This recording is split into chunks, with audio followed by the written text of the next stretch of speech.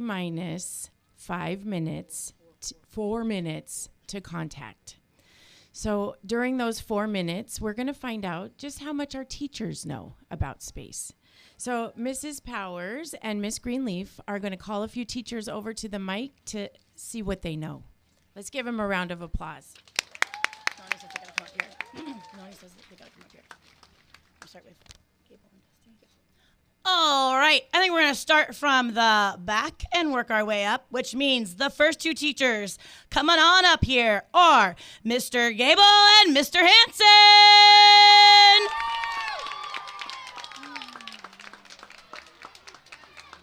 Mr. Gable, Dusty, Mr. Hanson said he's faster than you. Let's go, let's go. Who's faster? Who's faster? Who am I asking them? All right, here is their question. The first one to raise their hand gets to answer. Our eyes are on there? Yes, eyes are on them. All right, here we go. What do astronauts breathe inside the ISS? According to the periodic table, it is O, oxygen. That is correct. 1 point to fifth grade. All right, we're going to keep it going with fifth grade and sixth grade. Miss Greenleaf has our next question. All right, gentlemen, what is the closest planet to Earth? Oh, Mr. Gable had that one. What is Venus? All right, for the tiebreaker, this is it. Last question before we talk to the International Space Station. Here we go. Last question is, trying to find one about the International Space Station. What is the name of frozen water found in space or on planets? What is ice? That is correct. Good job, sixth grade. All right, we're going to give fifth grade one more chance. Mr. Gable, come back up here. The ISS is moving a little slower than we thought. It's fine. Our last question this time. 90 seconds. Okay, here we go. What do solar panels on the ISS do? Oh, Mr. Gable. Collect energy. From where? Oh, Mr. Hinson. The sun.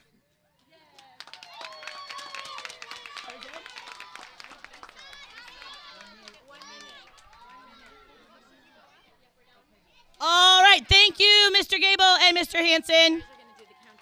All right, here we go. Mission Control, do you copy? We are ready for contact countdown. We are going to count down from 5, and Dan will then attempt to make contact with the International Space Station. Please count down from 5 with us. We have some beautiful assistants here that can help us count down. We're starting from 5. Okay, here we go. 5. 4, 3, 2, 1.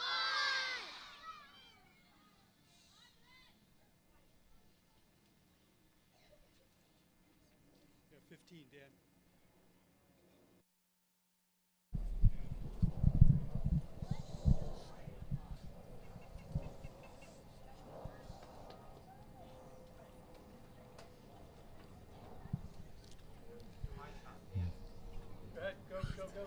November Alpha 1 Sierra Sierra. This is Whiskey Bravo 7 Tango Juliet Delta for scheduled school contact. November Alpha 1 Sierra Sierra. This is Whiskey Bravo 7 Tango Juliet Delta for scheduled school contact.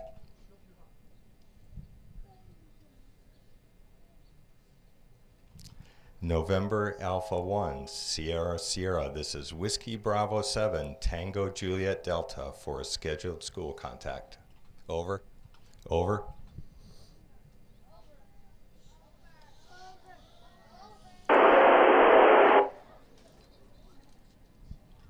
November Alpha 1 Sierra Sierra. This is Whiskey Bravo 7 Tango Juliet Delta for a scheduled school contact. Over.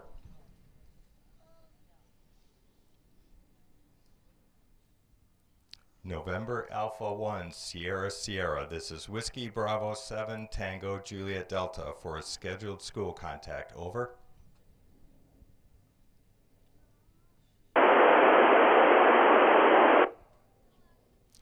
November Alpha 1 Sierra Sierra. This is Whiskey Bravo 7 Tango Juliet Delta for a scheduled school contact. Over.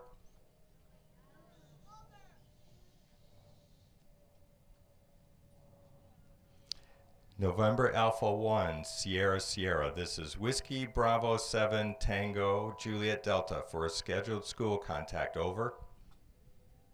Whiskey Bravo 7 Tango Juliet Delta. This is November Alpha 1 Sierra Sierra. How do you copy? Over. November Alpha 1 Sierra Sierra. We read you loud and clear. This is Whiskey Bravo 7 Tango Juliet Delta. Are you ready to take questions from our ASU Preparatory STEM Academy students? Over. And Whiskey Bravo 7 Tango Juliet Delta. This is the International Space Station. We copy you loud and clear and are looking forward to some wonderful questions. November Alpha 1 Sierra Sierra. Here we go.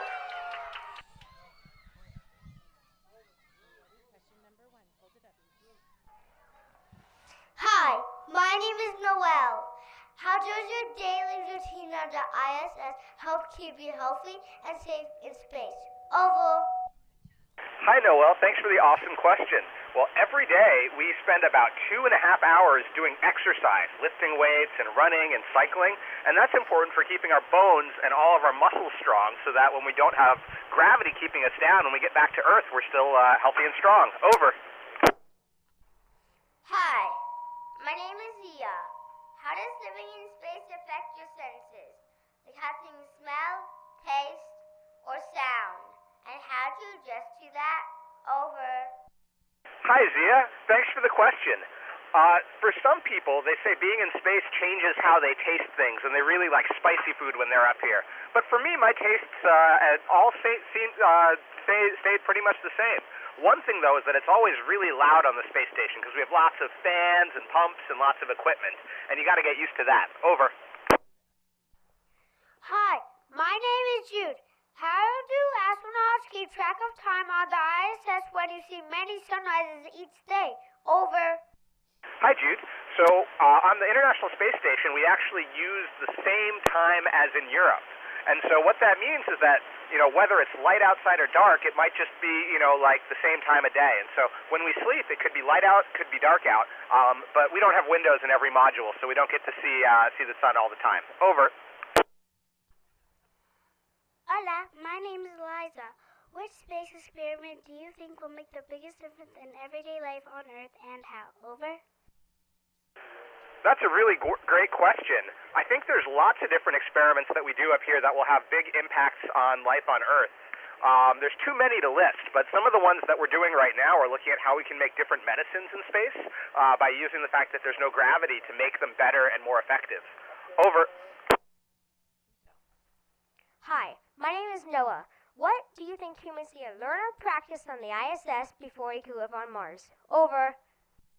Great question, Noah. Well, one of the things I think we need to practice and that we are practicing up here is how to recycle all of our different things. So to use our water over again, maybe to grow our own food, but to do all those things that if you're really far away from the Earth, you can have all the things you need to survive and live. Over. Hi, my name is Lincoln. When you look out the window of the space station, what do you look for first? Over. Well, that's a really great question. Every time I look out the window of the space station, I look for something different. Sometimes it's night and I look for the sparkling lights of the cities down below. Or sometimes it's daytime and I look for, places on the planet that I can recognize and see. But everywhere on our planet looks so beautiful. The one thing I always look for is home. I try to find Houston where we live and my house, and that's always fun to see from up here in space. Over. Hi, my name is Connor. What observation or experiment in space surprised you the most, and why was it unexpected? Over.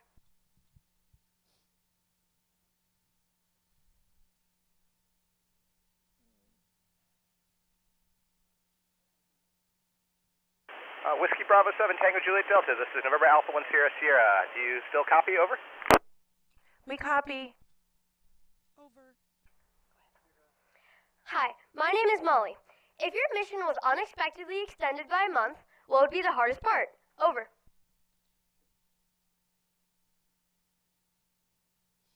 And Whiskey Bravo 7 Tango, apologies, can you repeat that question? Over. Hi, my name is Molly. If your mission was unexpectedly extended by a month, what would be the hardest part? Over. Hi, Molly. That's a great question. I think the hardest part would be spending extra time away from my family. Over. Hi, my name is Kaylina. What view from space makes you stop and think, I'll never forget this? Over. Oh, there's a lot of different things. That's a great question. Some of it is the view out the window and what Earth looks like, or seeing the northern lights. But I think the biggest thing is the time I get to spend with my crewmates up here, which is just really special. We have some really fun time working together and hanging out together. Over. Hi, my name is Ananda. When you look at Earth and see city lights, then look at dark space, how does that change the way you think about our planet and your place in the universe? Over. Thanks for the question, Ananda.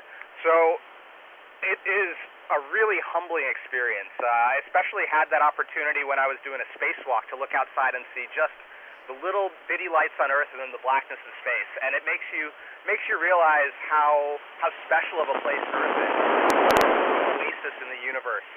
And how we really need to keep our planet in our hearts and take care of it. Over.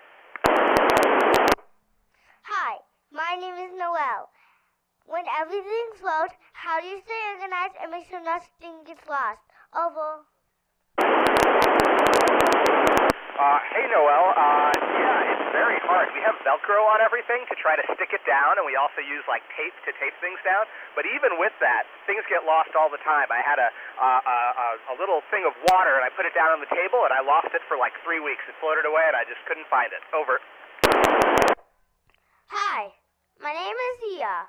How does it feel to move your body without gravity? And what was the hardest thing to learn at first? Over. Hey, Zia, it's a lot of fun to move without gravity.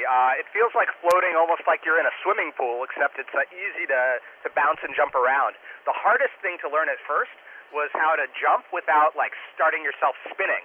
You know, it's easy to jump from place to place, but sometimes I find that I'd go to grab something, but my feet would now be pointed forward, and that would be kind of tricky. Over.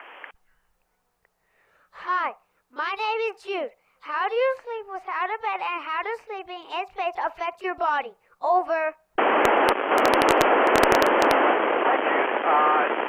without a bed is kind of nice. We sleep in a sleeping bag almost standing up. But because there's no gravity, it feels really comfortable. And sleeping in space is actually really comfortable, and I find it to be pretty easy, which is kind of nice. Over. Hola, my name is Elisa. Why is it important for scientists to do experiments that they can't do on Earth? Over. That's a really good question. So, as scientists, we try to study how things work, and sometimes the way you do that is by changing things in the experiment to see how that affects things. And one thing we can do up here that we can't do anywhere on Earth is to take gravity out of the experiment. So to see how things work when they're not always falling towards the ground. And so I think those are some of the things that we can try to do up here, like how to make new medicines or look at new ways that particles interact because there's no gravity. Over. Hi, my name is Noah. What special techniques help plants grow in space, and why is learning this important for future missions? Over. That's a great question. Actually, right next to me on the space station now, we have a little experiment where we're growing alfalfa plants. We can do techniques sort of kind of like hydroponics or things that use sort of low moisture to grow plants. And that's really important because as we go further onwards to the moon and Mars, we're going to need to grow some of the food, or we're going to want to grow some of the food that we take with us. So it's a really, really great question. Over.